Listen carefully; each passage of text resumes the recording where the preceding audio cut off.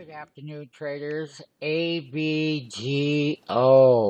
This is a weekly candle, a weekly chart, everybody.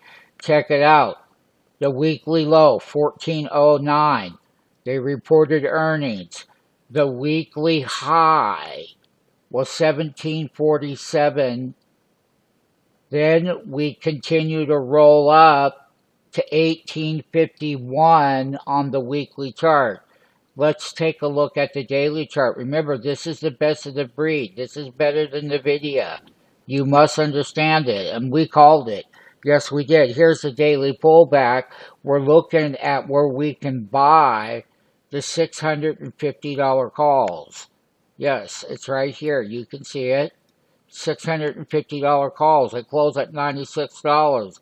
The low was $42. We're buyers below that low. It's $38. We think that we are going to hit support right here at the 10-day. That's going to give us an entry for the $1,650 calls. The stock was up here at $1,850, and we're now able to buy $200 cheaper from that high at the $1,650 strike. Get on the bandwagon. Get on the AI. This is the best.